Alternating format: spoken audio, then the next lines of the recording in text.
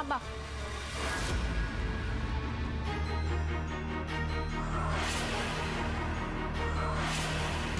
ओळखलं नाहीस मला? कोण आहात तुम्ही? मी नाही ओळखत तुम्हाला.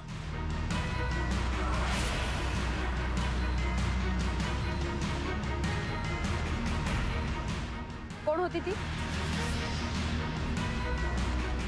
मला नाही माहिती. देवा, तुझे लाख लाख उपकार आहेत की तू माझ्या मुलीला परत दिलीस. तुमच्याकडे रागिणीचा लहानपणीचा फोटो आहे? हा घ्या. माया नावाची सून इथेच राहते ना, म्हणजे आम्हाला पत्ता तरी हाच सांगितला होता. ती काशी यात्रेला गेली. मॅडम हा फोटो.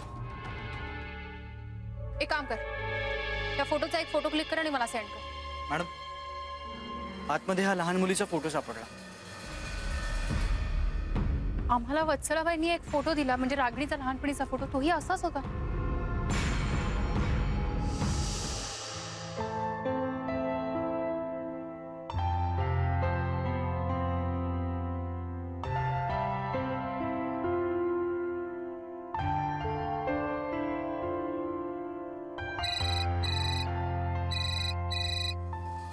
हॅलो. हॅलो आई, मला सांग, रागिणीच्या वागण्यात तुला काही संशयास्पद जाणवलं?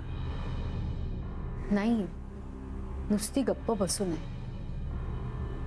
बर, तिला जरा फोन देतेस?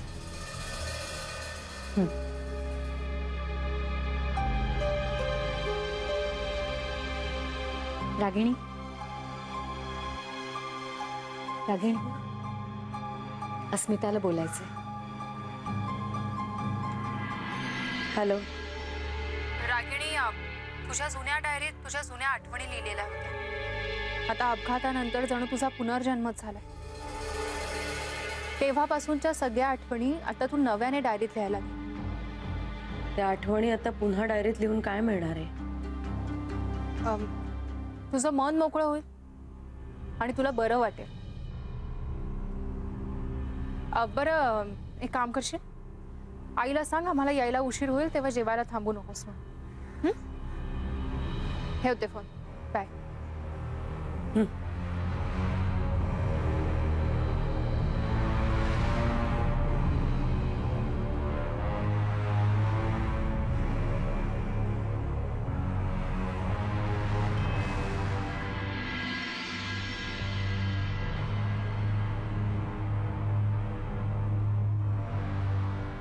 तुझ्या मनातलं सगळं यात उतरवून काढ.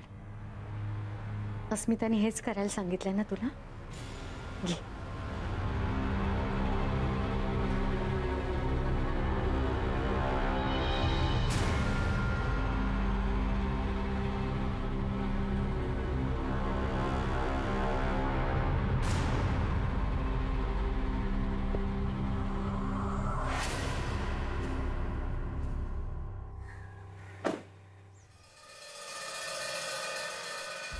अरे हो, या पिशवीबद्दल सांगायचंच राहिलं.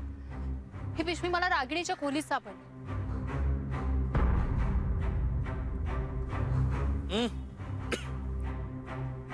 पिशवीतून कसला तरी स्ट्रॉंग घाणेरडा वास येतोय. सुभेदार साहेब काय म्हणाले याबद्दल? सुभेदार साहेब असं म्हणाले की त्यांना या पिशवीबद्दल काहीच माहिती नाही.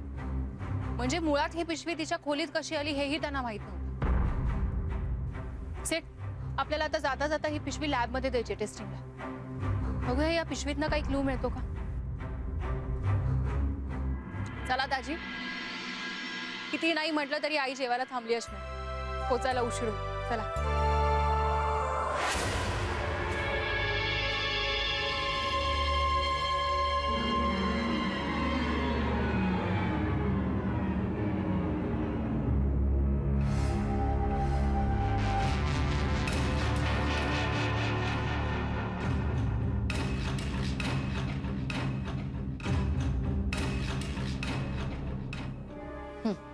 कॉफी घे.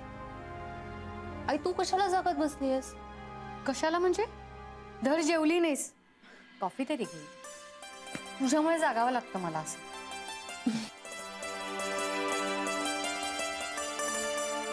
काय करू ग आई, पण मी ना खूप गोंधळून गेले या केसमुळे. सुचतच नाहीये मला काही. मला कळत नाहीये ही रागिणी खरी गुन्हेगार आहे की ती या परिस्थितीचा बळी ठरते. तर हे बघ ना, हे 2 फोटो. या दोन्ही फोटोंवरून तरी असं वाटतंय की ह्या दोघी जुळ्या बहिणी. पण साक्षी पुरावे असं सांगतायत की रागिणीला जुळी बहीणच नव्हती. आणि ती सुईण माया, तिचाही फोटो सापडला, पण ती आता गेलीये काशीला.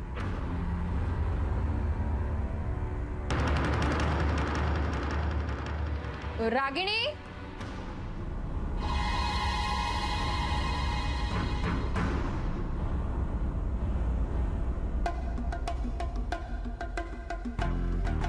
बस ना. नाही, नको, राहू देत. काय करत होतीस? तुम्हीच म्हणालात ना डायरी लिही, तीच लिहित होते. गुड. चला, म्हणजे त्या निमित्ताने तुझं मन तरी हलकं. तू कॉफी घेणारस? नको. मला सांग, तू लहानपणी कधी पनवेलला जायचीस? कुणा रिलेटिव्स कडे किंवा म्हणजे फ्रेंड्स वगैरे कडे? नाही, पनवेलला आमचं कोणीच राहत नाही. बर.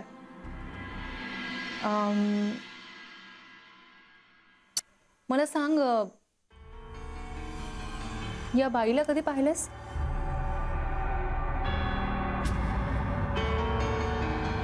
नाही, मी नाही ओळखत या बाईला. आपण पनवेलला त्या चहाच्या टपरीवर होतो तेव्हा एक बाई आली बघ तुझ्याशी बोलायला. ती हीच होती का? अगं, ओळखलं नाहीस मला? नाही, नीट बघ. ही बाई नव्हती ती. ठीक आहे, काही हरकत नाही. जा, तू जाऊन झोप. दमली असशील ना सगळ्या गडबडीमुळे.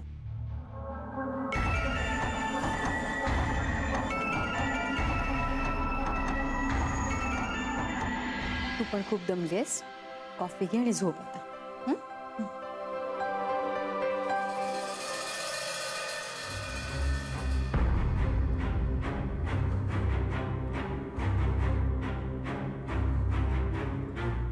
हॅलो जयसिंगराव, मी अस्मिता बोलते. सॉरी तुम्हाला इतक्या लेट फोन केलाय, पण काम तसं महत्वाचं होतं. तुम्हाला रागिणीच्या सामानात तिची डायरी सापडली का? हो, कारण ती डायरी जर मिळाली तर मी हे प्रूव्ह करू शकते की स्वतःला रागिणी म्हणवणारी मुलगी ही खरं बोलते का खोटं. हो. हा, आणि आणखीन एक महत्वाची गोष्ट. रागिणीच्या रूम मध्ये आपल्याला जी पिशवी मिळाली होती ती मी लॅबमध्ये पाठवली टेस्टिंग. आय एम शुअर त्यातून काहीतरी क्लू नक्कीच मी. रागिणीचा मोबाईल सापडलाय? ओके, मी उद्या सकाळीच तिथे येते. ठीक आहे, थँक्यू.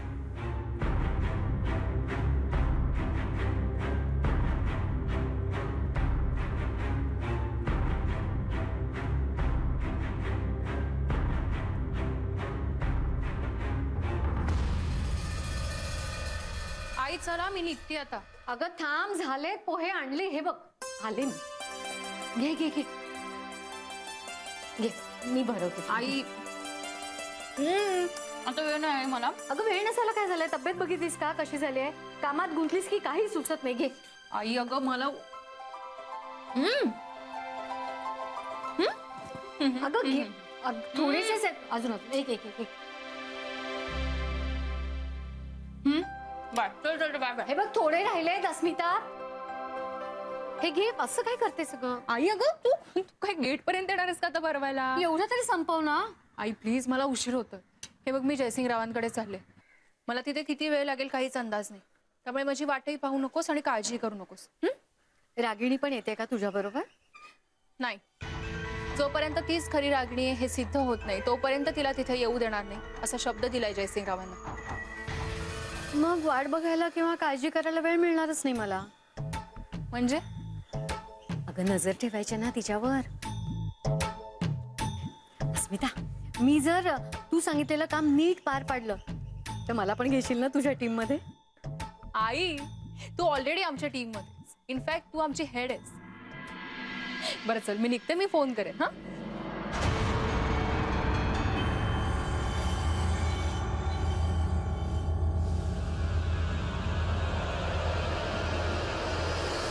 डायरी?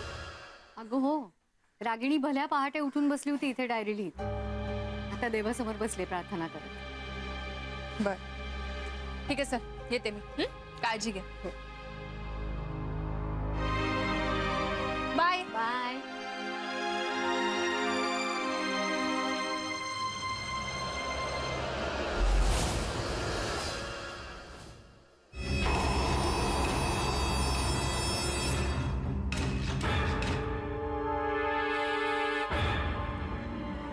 माझी डायरी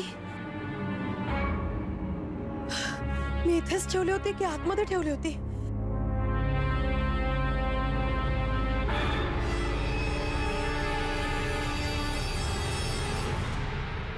खूप शोधलं पण तिची डायरी नाही मिळाली.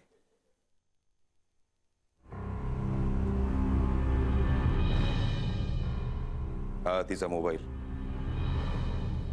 काल या मोबाईलवरती एक कॉल आला होता म्हणून कळलं की हा मोबाईल त्या खोलीत होता. मनाली, हा नंबर सीडला दे, ट्रेस करायला सांग.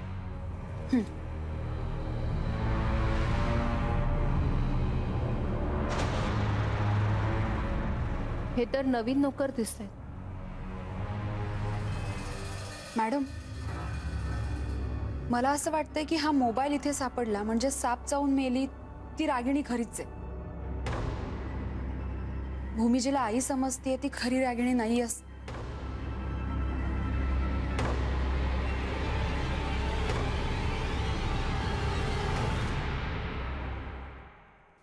माझी आई कुठे आहे?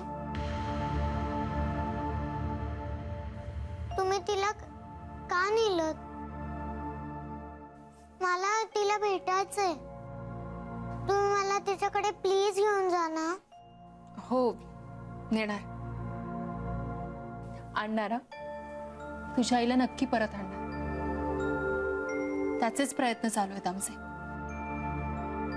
पण तोपर्यंत तू अजिबात रडायचं नाहीस आणि आजोबांना त्रासही द्यायचा नाहीस. प्रॉमिस? प्रॉमिस. Good girl. हे घे. थँक्यू. पण मी हे चॉकलेट खाणार नाही. बाप्पाला देणार आणि सांगणार की मला माझी आई लवकर भेटू दे.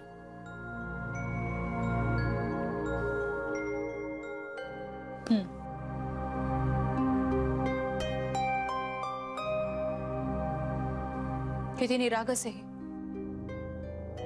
इथे जे काही चाललंय हे सगळं तिच्या कल्पनेच्या पलीकडलंय. उद्या तू भूमीला काय सांगणार आहेस? सर, आजवरच्या अनुभवावरून सांगते. 24 तासात इकडचं जग तिकडे होऊ शकतं. ही केस तशी कॉम्प्लिकेटेड आहे पण ही केस सॉल्व्ह करणं माझ्या हातात आहे. पण भूमीची आई तिला परत मिळवून देणं फक्त देवाच्याच हातात आहे. मॅडम, काल जी पिशवी आपण लॅब मध्ये दिली त्याचे रिपोर्ट्स. काय याचे? या रिपोर्टवरून असं कळलंय की त्या पिशवीतले कण हे सापाच्या विष्ठेचे आणि त्याच्या कातडीचे म्हणजे त्याच्या स्किनचे होते.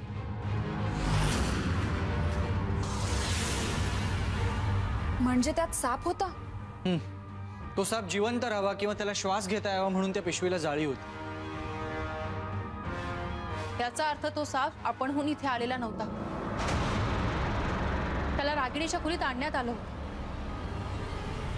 याचा अर्थ? याचा अर्थ सरळ आहे. रागिणीचा मृत्यू हा अपघात नव्हता तर तो घातपात होता. पण तिच्या खोलीत सापाची पिशवी कोण आणू शकतं? असं कसं सांगणार? संशय तर मग माझ्यावरही जातो. मला सांगा, त्या रात्री किंवा त्या दिवसभरात तुम्ही आणि घरातली नोकर मंडळी सोडून बाहेरचं कोणी आलं होतं? नाही. बर, शिवा आणि पारू कुठे आहेत? जरा बोलवता त्यांना. ते तर पहाटेच गावी गेले. पहाटेच? का? काल तुमचा फोन आल्यानंतर शिवा माझ्याकडे आला आणि म्हणाला की पारूची आई आजारी आहे, जायला हवं. मी तुम्हाला जे पिशवीबद्दल सांगितलं होतं ते त्यांनी ऐकलं होतं का? हो, तुम्ही येणार म्हणून सांगितलं होतं ते. तरी शिवा म्हणाला जावं तर लागेलच, म्हणून तर या दोघांना शेतावरनं बोलवून घेत. पारूची आई खरंच आजारी आहे की? मी एवढं खोलात जाऊन नाही विचारलं. ठीक आहे, मला त्यांच्या गावचा पत्ता द्या. ते मळवलीला शिंदेवाडीत राहतात. पण तुला त्यांचा संशय काय येतोय? हे बघा सर, संशय तर सगळ्यांवरच घ्यावा लागेल, कारण खुद्द जी तुमची सून म्हणवते तिच्यावरही संशय आहेच ना.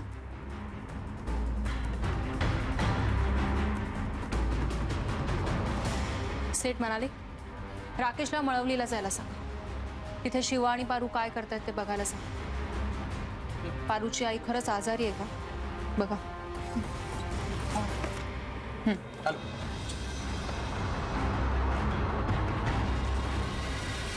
या शोधाचा मानसिक त्रास जास्त होतो. एवढं करून रागिणी परत येणार नाहीये. रागिणी जरी परत आली नाही तरी हा घातपात होता की अपघात हे सिद्ध होईल. आणि जर हा घातपात असेल तर त्या गुन्हेगाराला तर नक्की शिक्षा होईल. आणि अजूनही हे सिद्ध झालेलं नाहीये की ही रागिणी खोटी आहे. तुम्ही धीर सोडू नका, आमचा शोध चालूच आहे. सत्य समोर नक्की येईल. असंच होऊ दे. सर, मला जरा तुमच्याशी महत्त्वाचं बोलायचं होतं. ठीक आहे, माझ्या स्टडी रूम मध्ये बसूया.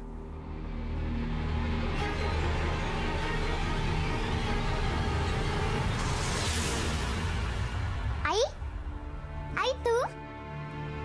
भूमी, अस्मिता मॅडमने दिलेलं चॉकलेट मी देव बाप्पाला दिलं म्हणून त्याने पाठवलं ना तुला? हो बाळा, पण ऐक ना, आता माझं एक महत्वाचं काम आहे, मी ते करते आणि लगेच परत येते. नाही, मी तुला नाही जाऊ देणार. भूमी, असं नाही करायचं बाळा. आई हे काय आहे? आई काय करतेस तू? कुठे नेतेस ते सगळं?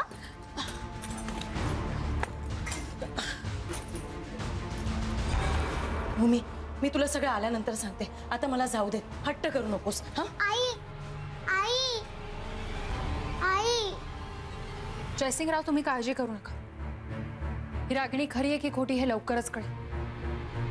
पण सध्या तरी ही डायरी तुम्ही तुमच्या जवळच ठेवा. आजोबा, आजोबा, आजोबा. अरे काय झालं आमच्या सोनूलीला? हा? अरे बापरे, सांगायचं नाही. मग आम्हाला कसं कळणार? हा? सांग बेटा, काय झालं? आई आली होती. तिच्याकडे खूप पैसे आणि दागिने पण होते. मी तिला थांबवलं, पण तिने ऐकलं नाही. ती निघून गेली.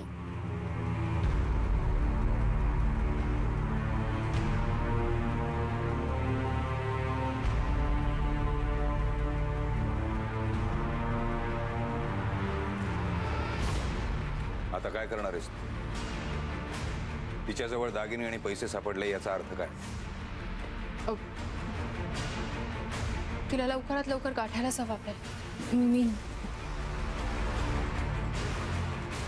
चल बाबा.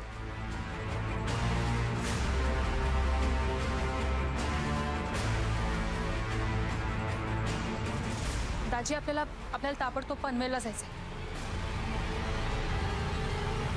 म्हणजे स्वतःला ह्या घरची सून म्हणवणारी ती रागिणी वहिनी नव्हती? नव्हती, ती तर चोर होती, चोर.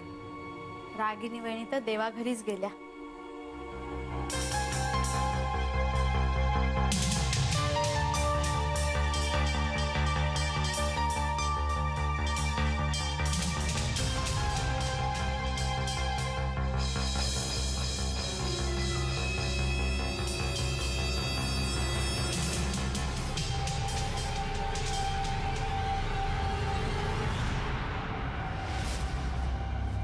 अगं, एवढी काय दचकलीस? आई आहे मी तुझी. अगं नाही, तू एकदम अचानक मागणं आलीस ना, त्याच्यामुळे. आणि पनवेलला काय करत होतीस तू? अगं ते खासगी गुप्तहेर आहेत ना त्यांच्यासोबत होते. पण तू त्यांच्या भानगडीत का पडलीस? मामांजी जयसिंगराव आहेत ना त्यांच्यामुळे. अगं त्यांच्यामुळे या सगळ्यामध्ये पडावं लागलं मला. पण आता अस्मिताचा एकदम विश्वास बसला की मीच रागिणी आहे म्हणून. आणि ती जयसिंगरावांना सुद्धा पटवतीये की मीच रागिणी आहे. शाबास. अगदी माझी मुलगी शोभतेस. पण मी काय म्हणते, आपण घरात जाऊयात ना. उगाच आपल्याला कोणी पाहिलं तर. हा चल लवकर.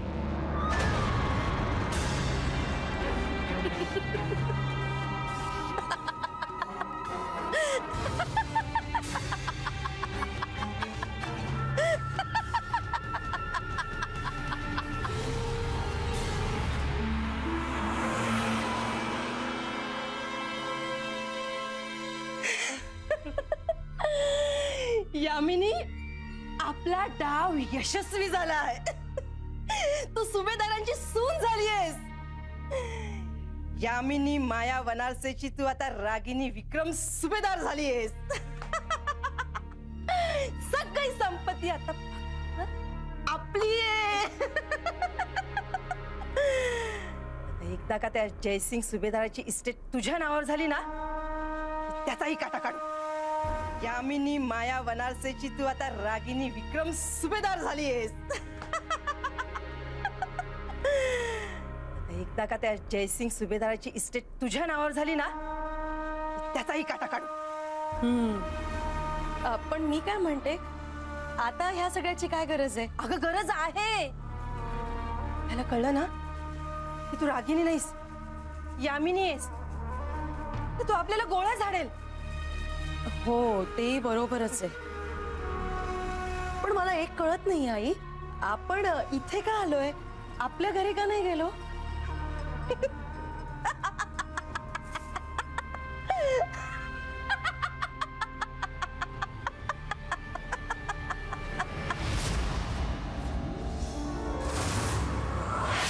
कुलूप लावून या दोघे आत्तर लपल्या नसतील ना?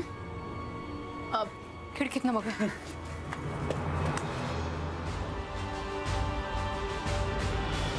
सावकाश.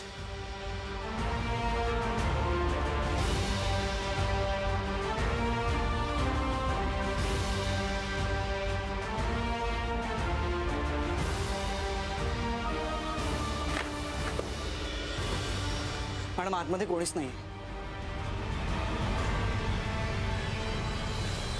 म्हणजे अगं यामिनी, 15 दिवस झालेत तू हातच मारला नाहीस. पैशाची खूप गरज आहे ग मला. अगं मी अशी रिकाम्या हाताने कशी काय येईल? थांब मित्र दाखवते. बघू थांब.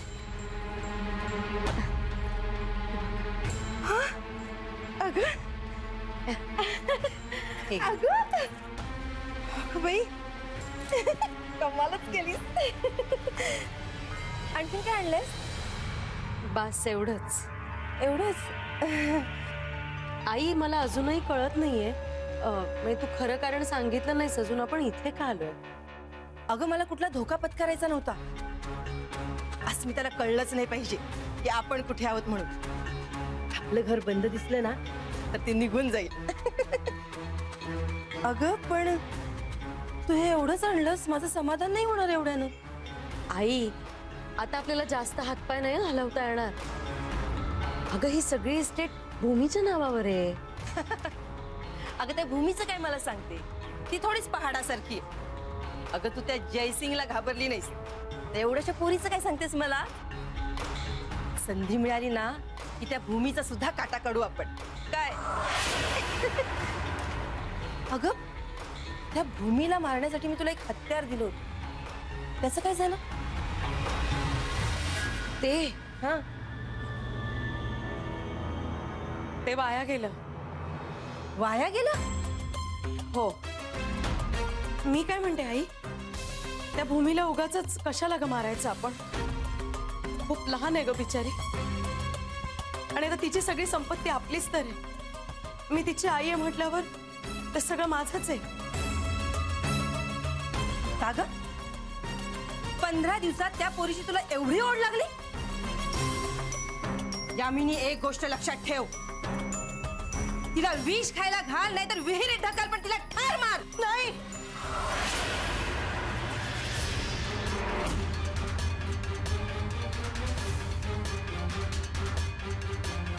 तुझ्या डोळ्यात पाणी?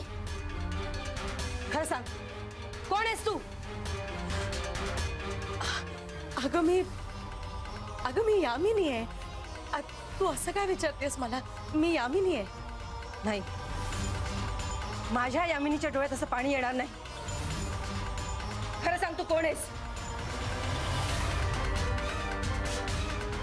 तू रागिणी आहेस? नाही. खरं पण रागिणी आहेस तू? भूमीची शपथ आहे, सांग मला, रागिणी आहेस तू? म्हणजे तू रागिणी आहेस?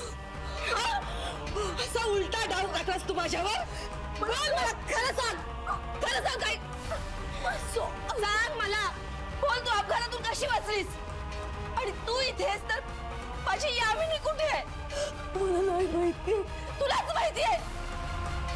मी यामिनीला रागिणी बनून पाठवलं होतं. एक पिशवी दिली होती, त्याच्यात साप होता.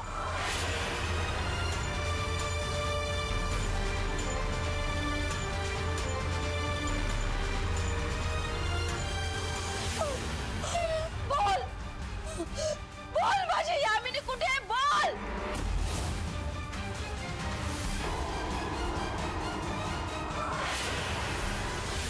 त्या सापाने यामिनीला जाऊ शकेल आणि यामिनी गेली. नाही,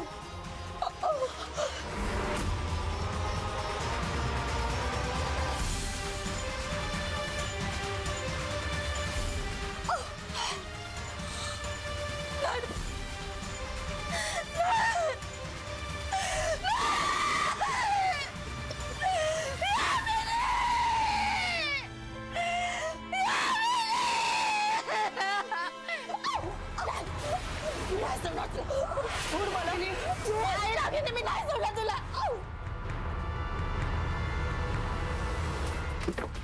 मला असा उलटा डाव खेळलास ना तू माझ्या बरोबर. नाही सोडणार तुला. माझ्या यामिनीला मारलंस ना तू.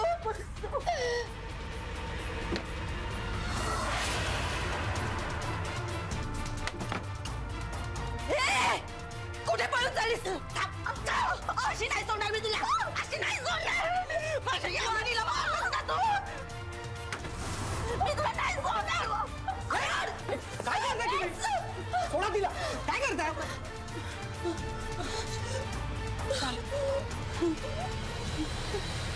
तुझा खेळ संपलाय माया. तू मुद्दाम आम्हाला खोटं सांगितलंस, आम्हाला फसवण्याचा प्रयत्न केलास. माया काशीला गेलीये हे सांगितलं, तिचं खोटं वर्णन केलं आणि तसा फोटोही घरात ठेवलास. ती काशी यात्रेला ती दिसायला कशी होती? सावळी आणि ना तिच्या कपाळावर आणि हनुवटीवर गोंदलेलं आहे. आम्हाला ते घर माहित होतं म्हणून घर बदललंस. तुला काय वाटलं आम्ही तुझ्यापर्यंत पोहोचू शकणार नाही? तुझा फोन कॉल आम्ही ट्रेस केला होता.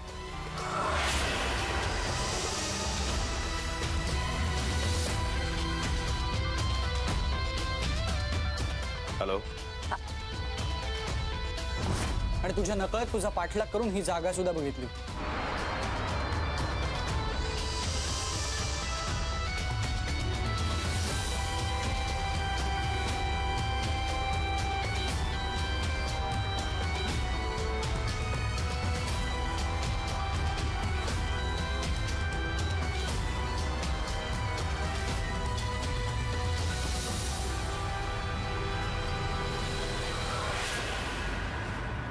मग आम्ही एक प्लॅन बनवला आणि मुद्दाम रागिणीला इथे दागिने आणि पैसे घेऊन पाठवले आणि तू पकडली गेलीस. पण खरं तर या प्लॅनची सुरुवात हिच्या जन्मापासूनच झाली होती, बरोबर? तेव्हा आता सगळं खरं इथेच सांगणार आहेस की पोलीस स्टेशनला? हे सगळं तुझ्याचमुळे घडलंय. तूच बोळा फिरवलास या सगळ्यावर. या रागिणीला यामिनी म्हणून पाठवलंस ना? अच्छा, म्हणजे तिचं नाव यामिनी येतं. ही यामिनी म्हणजे कोण? रागिणीची जुळी बहीणच ना? नाही, माझी मुलगी आहे यामिनी माया वनारसे. माझं नाव लावत होती. पण रक्त कोणाचं होतं? या प्रश्नाचं उत्तर दे, नाही तर नको देऊस. पण तूच विषारी साप घेऊन तिला सुभेदारांच्या वाड्यात पाठवलंस, बरोबर? पण दैवाने दान रागिणीच्या बाजूने दिलं. त्या विषारी सापाने तुझ्या यामिनीलाच दंश केला. दुसऱ्यासाठी आपण जेव्हा खड्डा खणतो तेव्हा कधी ना कधी त्या खड्ड्यात आपणही पडतोच. तसंच झालं. त्या विषारी सापाने तुझ्या यामिनीलाच दंश केला. माझी यामिनी मला सोडून गेली. साप चावलं तिला.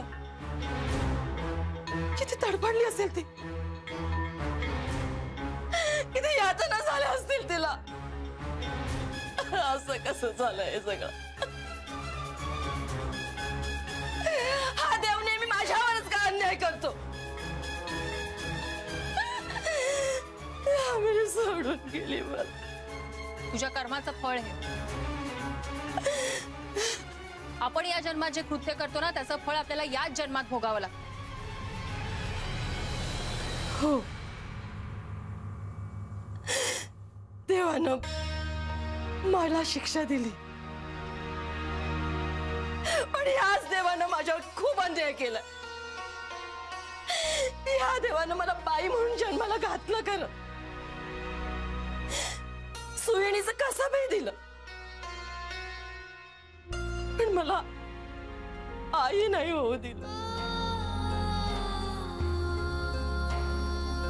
आणि मी आई तरी कशी होणार होती? तो तर मला गर्भाशय द्यायलाच विसर. म्हणून माझ्या नवऱ्याने मला सोडून दिलं. अडलेल्या बायकांना बाळणपणासाठी मला बोलवायचे, पण माझ्या पाठीमागे वाजे असं पुसपुसायच्या.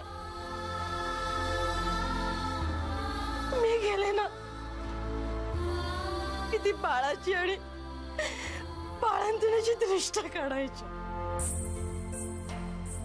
खूप वाईट वाटायचं मला. मला ही आई व्हायचं होतं. वत्सलाचं बाळंतपण मिस केलं. तिला जुळ्या मुली झाल्या. मला आई होण्याची संधी मिळाली. वत्सला ग्लानीत होती.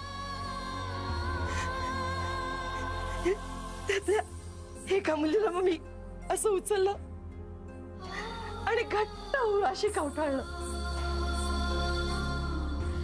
असं हे वत्सला आई होणारच होती.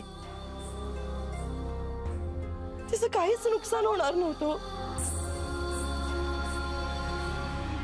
पण मी आई होणार होती.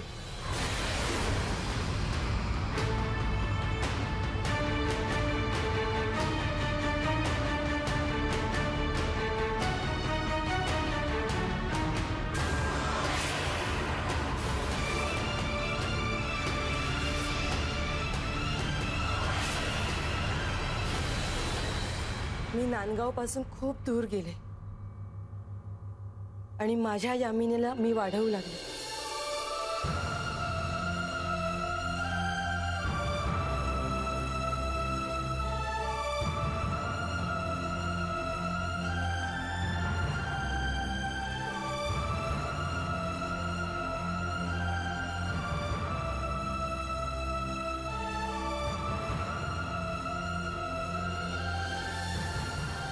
सगळं चांगलं चाललं होतं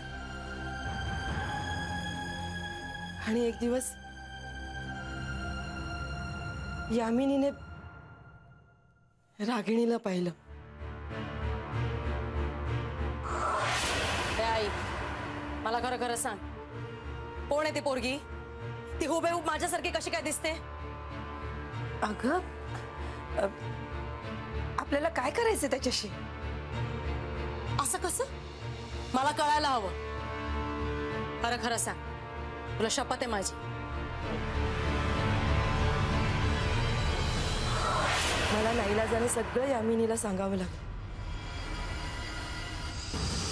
म्हणजे तू माझी खरी आई नाही आहेस तर? अगं मीच तुझी खरी आई आहे, आणि तुझ्याशिवाय कोण आहे मला? माझ्या खऱ्या आईकडनं मला चोरलंस. का केलंस असं तू? हा? त्या मुलीकडे केवढा पैसा, केवढे दागिने आहेत माहितीये तुला? माझ्याकडे काय आहे? मला तिथे ठेवून त्या पोरीला इकडे चोरून आणलं असतंस तर तिच्याकडचं सगळं वैभव मला मिळालं असतं. स्वतःच्या स्वार्थासाठी माझ्या आयुष्याची वाट लावून टाकली.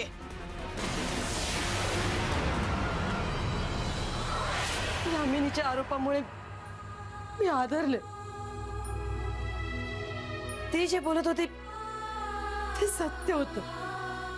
माझ्या मातृत्वाच्या ओढीमुळे मी तिच्यावर अन्याय केला होता. नंतर मी ठरवलं की आपण आपली चूक सुधारायची. तू माझी मुलगी नसली तरी मी तुझ्यावर सख्या आईसारखं प्रेम केलं. तुला असं दुःखी नाही पाहू शकत मी तुझ्यावर अन्याय केलाय ना, मग मीच त्या मुलीचं भाग्य तिच्याकडनं हिसकावून तुला मिळवून दे.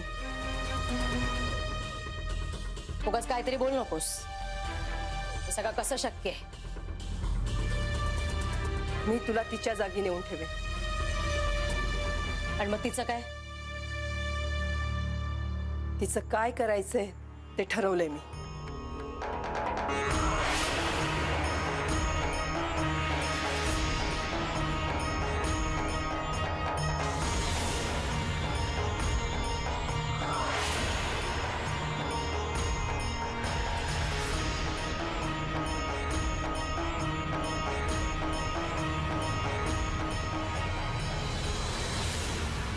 आम्ही रागिणीवर नजर ठेवली. रागिणीच्या नवऱ्याच्या निधनानंतर रागिणी वरचेवर नांदगावला तिच्या आईकडे म्हणजे वत्सलाकडे यायची. रोज संध्याकाळी ती निर्जन तळ्याच्या इकडे फिरायला यायची. तळ्याकाठी बसून डायरी लिहायची. एके दिवशी ती ज्या ठिकाणी बसायची त्या ठिकाणी साबणाचं पाणी टाकलं मी. नेहमीप्रमाणे ती आली, तिचा पाय घसरला आणि ती तळ्यात पडली. बराच वेळ झाला ती पाण्याबाहेर आलीच नाही. मग मला वाटलं आमचा डाव यशस्वी झाला.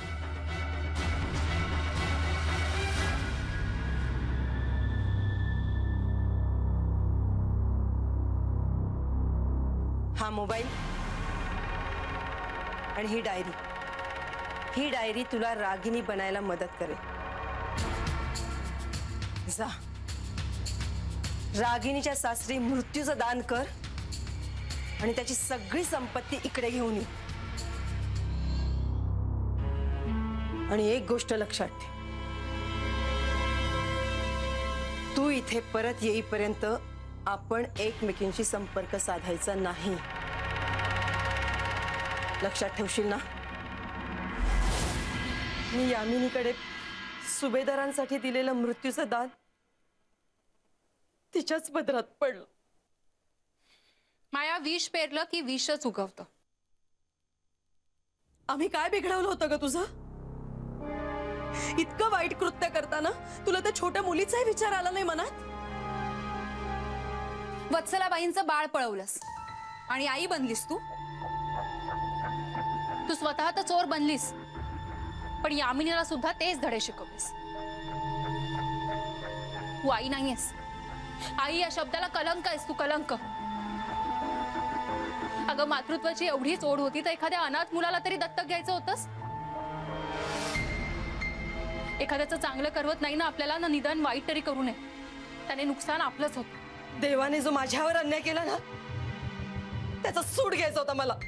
म्हणून वत्सलाबाईंना फसवलंस. तुझ्या पापाचं फळ यामिनीला भोगावं लागलं.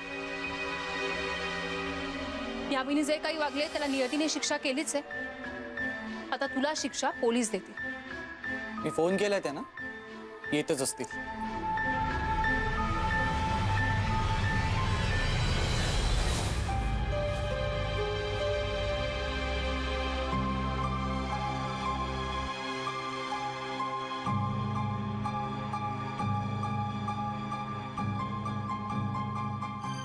रागिणी, माझं चुकलं. मी तुला नाही ओळखू शकलो. मामांजी, तुम्ही स्वतःला उगाचच का दोष देताय? त्यावेळेला परिस्थितीच तशी होती, त्याला कोण काय करणार? अस्मिता, रागिणीवर मी सुरुवातीपासून संशय घेत होतो. खरंच तुझ्यामुळे मला माझी सून परत मिळाली. खरंच अस्मिता मॅडम, आज तुमच्यामुळे मला माझं घर मिळालं, माझी माणसं मिळाली, आणि सगळ्यात महत्वाचं म्हणजे माझी भूमी मला परत मिळाली. प्लीज आभार नको माणूस. मी माझं कामच केलं. आणि तसंही मी जयसिंगरावांना शब्दच दिला होता. मुळात जयसिंगरावांनी माझ्या प्लॅनवर विश्वास ठेवला ना, म्हणून हे सगळं शक्य झालं. अस्मिता मॅडम, तुम्ही खूप चांगली आहात. तू पण खूप गोड आहेस. अस्मिता मॅडम, मी एक गोष्ट ठरवली. मी माझ्या लेकीला पोलीस फोर्समध्ये किंवा मिलिटरीमध्ये भरती करणार. विक्रमचा आणि मामांजींचा वारसा आता भूमी पुढे चालवणार. चालेल ना मामांजी? अगं चालेल काय, धावेल. खर तर भूमीच्या जागी मुलगा असता तर त्याला मिलिटरीत पाठवायला कदाचित कचरलो असतो. पण ही मुलगी असूनही तू तिला पाठवतीयस म्हटल्यावर मलाही धीर आला. रागिणी, खरंच तू सुभेदार घराण्याची आदर्श सून आहेस. आणि आता भूमीलाही निर्भयतेचे धडे देतेस. भूमी बेटा, तुला तुझ्या आजोबांचा आणि वडिलांचा वारसा आहेच, पण आदर्श अस्मिता मॅडम सारखा ठेव. घराघरात अस्मितासारखी खंबीर आणि धडाडीची लेक असेल तर वाईट वृत्तींचा अगदी सहज नाश होईल. काय अस्मिता मॅडम, बरोबर ना? येते मी.